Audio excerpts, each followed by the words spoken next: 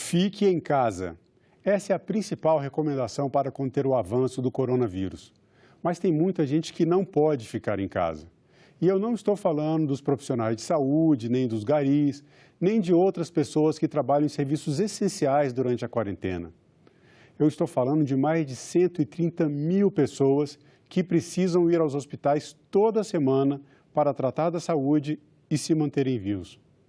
Eu convido a doutora Andréia Pio de Abreu, diretora da Sociedade Brasileira de Nefrologia, para falar sobre a situação de pacientes com doenças renais crônicas nessa pandemia de coronavírus. Doutora Andréia, muito obrigado por conceder um pouco do seu tempo aí nesse momento para essa nossa entrevista. A gente que agradece, em nome da Sociedade Brasileira de Nefrologia, essa oportunidade de falar sobre uma questão tão importante para os pacientes que a gente trata. Então, a questão da nefrologia, né? Eu queria começar a nossa entrevista, eu queria que a senhora explicasse, né, exatamente o que é a nefrologia, que especialidade é essa, e falasse um pouco sobre essa situação, sobre as doenças renais crônicas, explicasse brevemente para a gente do que se trata exatamente. Então, a nefrologia é uma especialidade médica clínica e que justamente está responsável por envolver doenças que afetam os rins e também o sistema urinário. A doença renal crônica acaba sendo um dos grandes cargos-chefes que o nefrologista ele trata. Outras causas também, como a própria litíase renal, infecção urinária de repetição, doenças que comumente a gente trata também. A doença renal crônica, ela tem 5 estágios, né, do mais leve até o mais avançado. E diante dessa pandemia, o que acaba preocupando mais o nefrologista?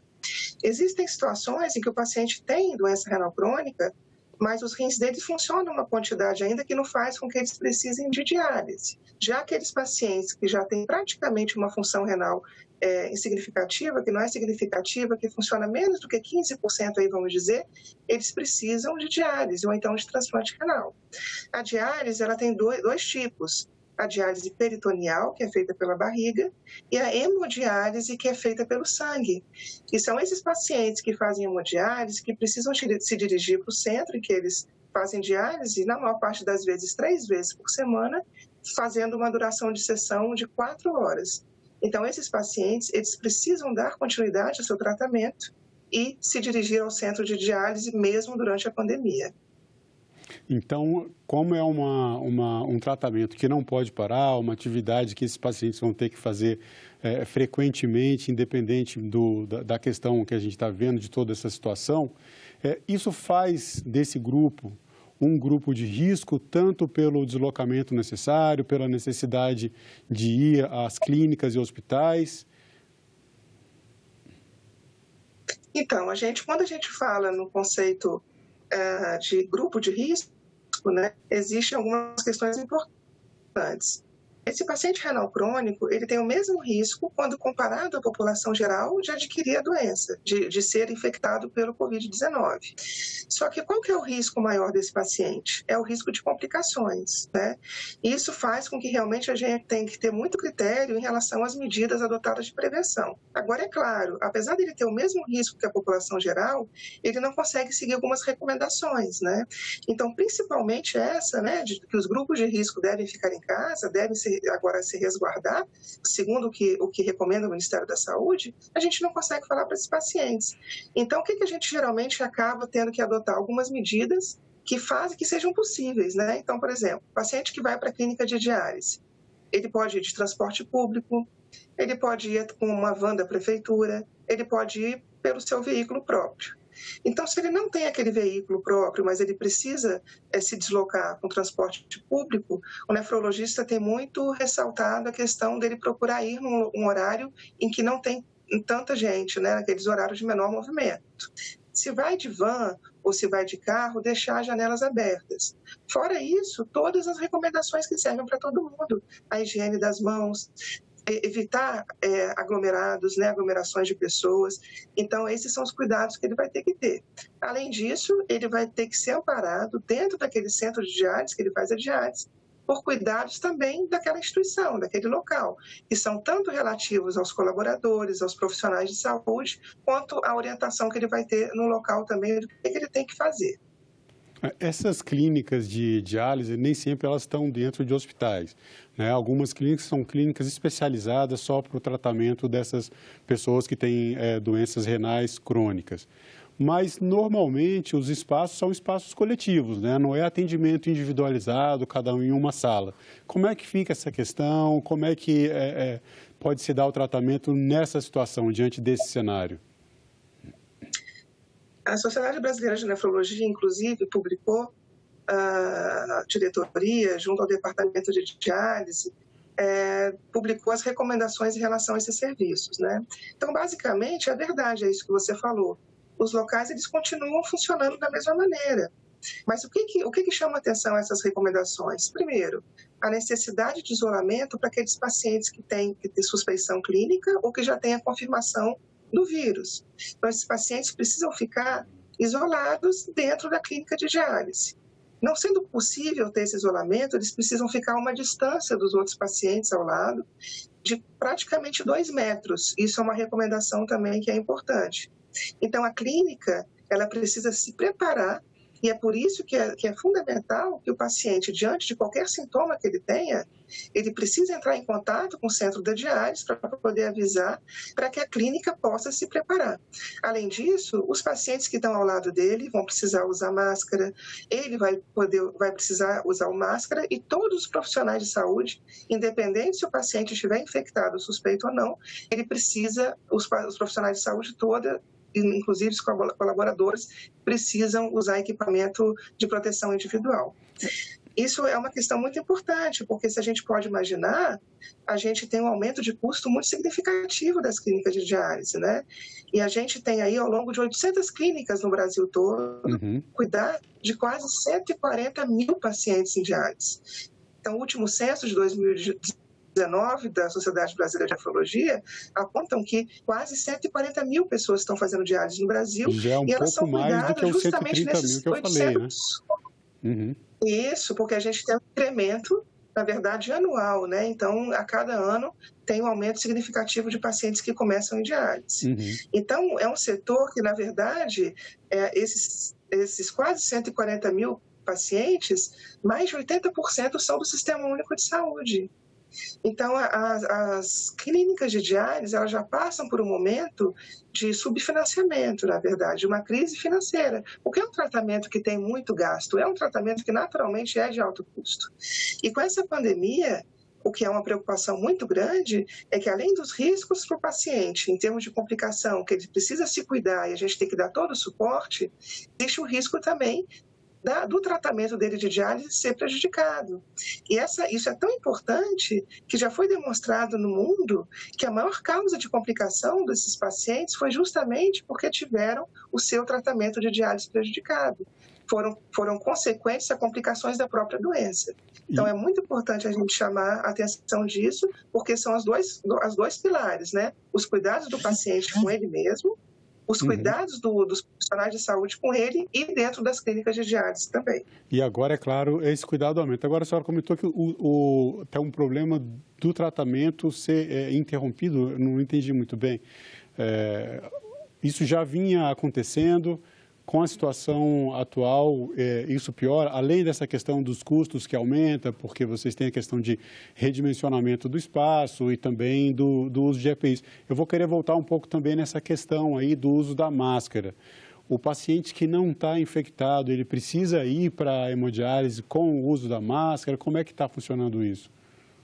Qual a recomendação? Então, em relação à sua primeira dúvida, na verdade, o fato é que sim, já existe uma crise no setor e existem pacientes aguardando para poder dialisar, inclusive em hospitais, tá? Então, isso é uma realidade, só que aqueles pacientes que já estão na diálise, as diálises estão conseguindo suportar todo o custo, dando uma prioridade para o atendimento daqueles pacientes para que eles mantenham essas sessões de forma adequada. Bom, mas em relação ao uso da máscara, na verdade, não existe uma recomendação para aquele paciente que não está infectado, que ao se dirigir à clínica, ele utilize a máscara, né? Agora, a partir do momento que ele chega no centro dele, o profissional profissional habilitado, ele vai avaliar e vai fazer com que ele tenha todos os cuidados, inclusive colocando a máscara também. Então, a gente não tem orientação de falar para todos os pacientes no seu dia a dia usarem a máscara, não. Vai ter que ter as mesmas medidas para todos, de toda a população. Mas a partir do momento em que ele chega naquele ambiente e ele tem uma suspeita, aí sim ele tem indicação de colocar a máscara. Doutor André, eu queria que a senhora falasse um pouco agora sobre o perfil desse grupo, desses pacientes que frequentam as clínicas de diálise porque têm esses problemas renais, né? A Sociedade Brasileira de Nefrologia realiza ano a ano um censo, e a senhora acabou de atualizar um pouco esse mais de 130, agora já 140 mil pessoas, e também, a partir desse censo, é possível traçar o perfil das pessoas em termos de idade, condições socioeconômicas. Isso faz parte do censo? Há informações aí que podem ajudar também no entendimento dessa questão? Sim, o censo ajuda muito, ele já é feito há vários anos e dá um aparato, inclusive, para que a gente possa se dirigir junto aos gestores públicos, né, tanto da esfera federal, quanto também os gestores estaduais e municipais, nesse sentido, para poder a gente procurar atender as demandas da Sociedade Brasileira de Nefrologia, que são as demandas dos pacientes. Então, que realidade que a gente tem hoje desses pacientes? A gente sabe que, na verdade, aquilo que eu mencionei, mais de 80% dos pacientes fazem a diálise através do Sistema Único de Saúde. Apesar de muito dessas clínicas não serem públicas, a maior parte das clínicas são privadas. Na verdade, a grande maioria dos pacientes, eles são do SUS, então realmente precisa do suporte realmente do governo financeiro por conta disso. Esses pacientes, eles têm uma faixa etária que supera os 50 anos, em média. A gente tem que lembrar que isso se justifica pelas duas maiores causas de doença renal crônica, que no Brasil e no mundo são a hipertensão e o diabetes. Então, a gente sabe que mais de 70% dos pacientes que hoje fazem diálise no Brasil e no mundo são por conta da diabetes ou da hipertensão arterial. No Brasil, a hipertensão é a primeira causa e no diabetes a segunda causa, e no mundo é o contrário. O diabetes já está liderando e a hipertensão em segundo lugar.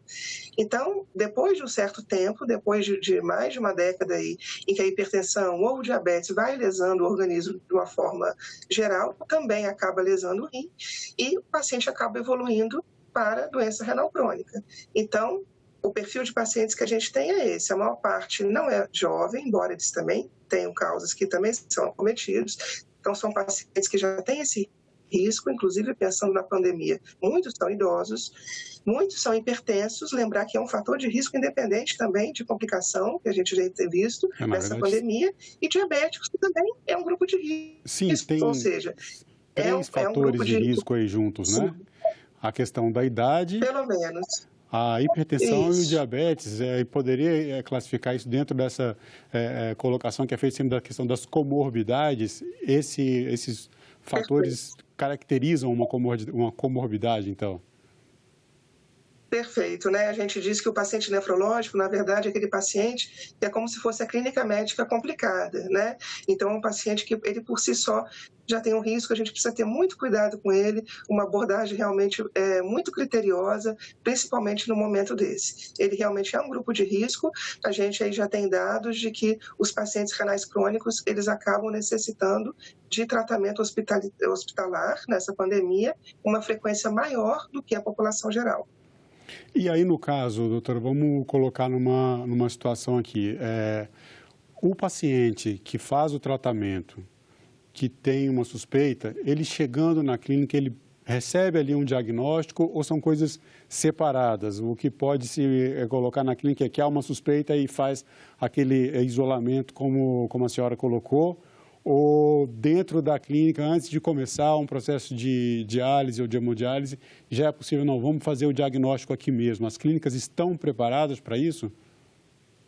Então, a recomendação é a seguinte, que o paciente entre em contato antes com a sua clínica diante de qualquer manifestação. Pode ser uma coriza, uma tosse, às vezes ele não tem uma tosse, às vezes ele não tem termômetro em casa, ele não tem certeza se ele está com febre, mas ele percebeu que tem alguma coisa errada, ele precisa entrar em contato antes, tá? Independente disso, e que é o recomendável. Caso ele não consiga entrar em contato, ele vai se dirigir à clínica, lá vai ter um profissional que vai estar já avaliando esse paciente. Então, ele vai informar, assim que ele chegar, que ele está com algum sintoma suspeito. Vai fazer uma triagem. Nesse momento, o ideal é que esse profissional de saúde que está na diálise, ele já esteja paramentado, então ele já vai estar protegido com equipamento de proteção individual e, no mesmo momento, ele vai fazer com que o paciente também use a máscara. E aí, a partir do momento que tem essa suspeita, ele vai ser tratado como um paciente que possa ter o vírus. E ele já vai ser colocado dentro de um distanciamento em relação a outros locais. Nossa, mas imagina que a gente está vivendo, né? E se acontecer isso com muitos pacientes? E além disso, se mais profissionais de saúde acabam sendo contaminados, pode acontecer, né? Eles estão sendo expostos também. É um problema que já está acontecendo. É um problema que já está acontecendo. O que a gente faz, então? Na verdade, é recomendado que esses pacientes sejam remanejados e acabem tendo turnos extras de diálise. Então, aquela diálise vai acabar tendo que funcionar até mais tarde e aqueles profissionais de saúde que ainda não estão doentes, que não foram acometidos, eles vão ter que ter horas extras de trabalho. Então, a gente falou da questão até de custo também, isso implica muito em relação à questão dos profissionais de saúde, né? Então, esses pacientes vão precisar continuar o tratamento. O ideal é que, na verdade, não havendo espaço para todos os pacientes, na verdade, tenham um turno extra e necessariamente os próprios profissionais de saúde, enfermeiro, técnico de enfermagem, o próprio nefrologista, vão precisar também de horas extras para poder cuidar efetivamente desses pacientes. E de que forma essa questão do subfinanciamento, desse aumento de custos, como é que isso pode ser resolvido dentro do cenário de pandemia, desse cenário de disseminação do coronavírus, né, no país? Como a sociedade brasileira pode fazer, se articular com o poder público, talvez com o próprio Congresso Nacional, com o Senado, de maneira a garantir os recursos e garantir que a qualidade do atendimento a essas pessoas permaneça, pelo menos assim, fique como está, o que melhore nessa situação que a gente está vivendo? Então, isso é uma pergunta muito importante, a gente realmente tem se preocupado muito. A Sociedade Brasileira de Nefrologia tem apoiado e tem deixado isso muito claro, tem divulgado bastante as ações que têm sido muito efetivas no Ministério da Saúde. Isso é nossa opinião, eu acho que é a opinião de grande parte dos colegas e das sociedades. Sim. Então, junto a isso, a gente está muito otimista, porque a Sociedade Brasileira de Nefrologia, capitaneada aí pelo nosso presidente, Marcelo Maza, do Nascimento, a gente mandou, inclusive, uma carta para o ministro Mandetta para poder ressaltar sobre essa questão urgente que é o setor da diálise, que, diante do subfinanciamento, pode ficar gravado nessa situação. Além disso, a gente está, junto às regionais, a Sociedade Brasileira de Nefrologia, ela tem os presidentes das regionais por todo o país. Lembra que eu falei que são em torno de 800 clínicas de diálise? Sim. Então, enquanto os gestores locais estão procurando ativar os gestores do governo, dos municípios, para poder fazer com que haja um suporte efetivo para essas clínicas. Então, a gente está tentando de diversas formas, e vocês ajudam muito a gente isso, a imprensa, né? Eu acho que os médicos e a imprensa são os que estão trabalhando muito agora nesse momento, né? Juntos nesse sentido de chamar atenção para isso, e a gente está muito otimista que o Ministério da Saúde abra os olhos, ele está liderando aí de uma forma muito brilhante com toda essa pandemia. A gente está otimista que eles vejam essa demanda desses pacientes renais que não podem ficar em casa. E o que preocupa, já puxando o gancho para isso? O paciente que complicar, o paciente de risco, ele vai precisar de internação. Uhum. Esse paciente que precisa de internação vai precisar continuar o tratamento dialítico. E aquele hospital, muitas vezes, ele já vai estar super sobrecarregado em relação aos outros pacientes dessa infecção. E além dos pacientes que fazem diálise, que vão precisar continuar o tratamento dialítico no hospital, é um outro dado que eu passo para vocês, que tem pacientes que não têm problema renal que também vão precisar de diálise. Quais são eles? Os pacientes que estão evoluindo de forma mais grave, precisando de tratamento intensivo. Então, a gente já sabe que pelo menos 15% dos pacientes hoje em UTI estão precisando de diálise. Então, imagina, se os pacientes já não forem dialisados adequadamente nos seus centros, eles vão precisar internar pela descompensação da própria doença. E aí lá dentro eles vão ter um risco adicional de morte, muitas vezes nem por conta do Covid-19, mas pela descompensação clínica. E eu falo isso respaldado em dados que a gente tem do mundo. A maior causa de morte dos pacientes renais crônicos, até agora que a gente já tem de dados, não foram por conta do coronavírus, foram por conta de descompensação da própria doença, porque tiveram sua diálise prejudicada. Tá, agora vamos colocar essa situação, já que a senhora puxou esse assunto. Em relação ao paciente que já faz o seu tratamento por doenças renais e daí ele contraiu o coronavírus e está com a Covid-19. É aquela situação que a gente espera que não aconteça com nenhum, dado todas as questões aí envolvidas com esse grupo, com todos os cuidados especiais que eles já precisam. Uma vez que um paciente que já tem o seu tratamento, ele contraiu o coronavírus, quais os cuidados especiais que devem ser tomados? É preciso suspender alguma parte do tratamento? Tem algum tipo de medicamento que ele não pode usar? Como é que fica essa situação quando o paciente está diagnosticado com a Covid-19? Então, o que a gente tem, na verdade, das recomendações, né, que a gente já tem já bem fundamentadas, é o seguinte. Primeiro, o tratamento precisa ser mantido.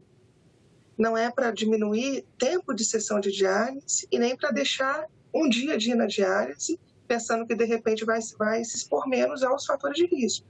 Pelo contrário, esse paciente, mais do que nunca agora, vai precisar ficar dentro do peso dele adequado. O que isso significa?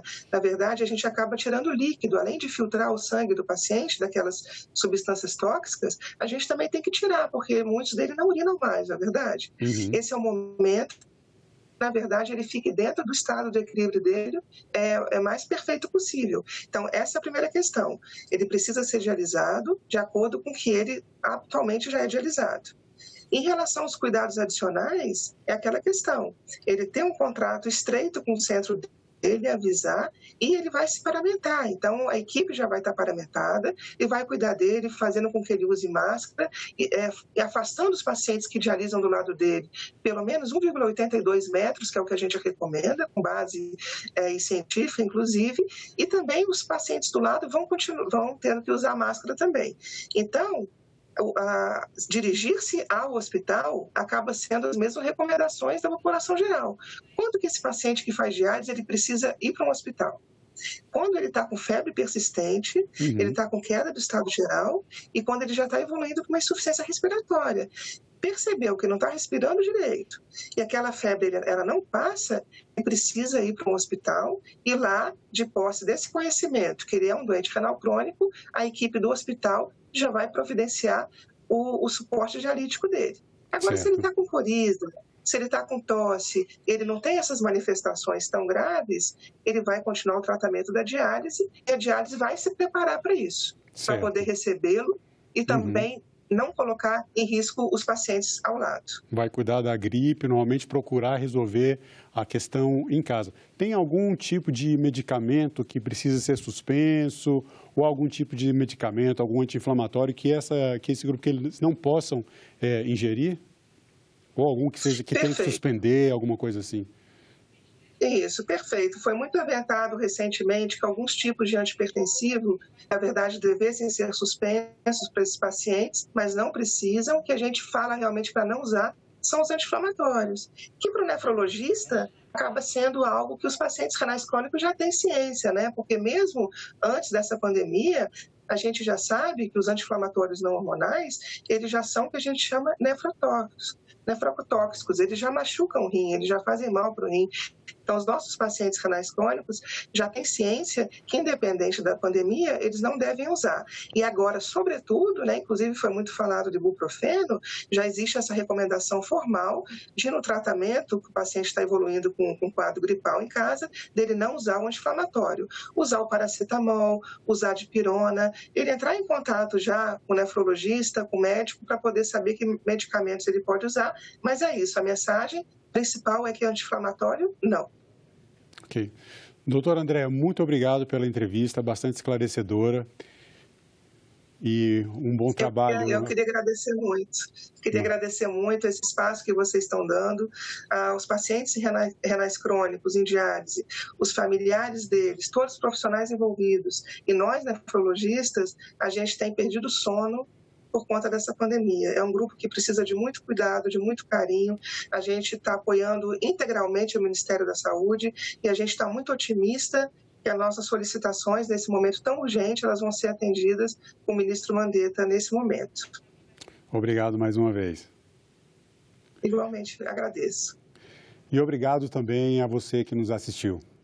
Para baixar essa entrevista ou assistir novamente, acesse o site da TV Senado, senado.leg.br/TV, ou então o nosso canal no YouTube. Quer sugerir um tema, enviar alguma pergunta para a TV Senado? Ligue para 0800 61 2211. A chamada é gratuita. Obrigado pela companhia e até o próximo Cidadania.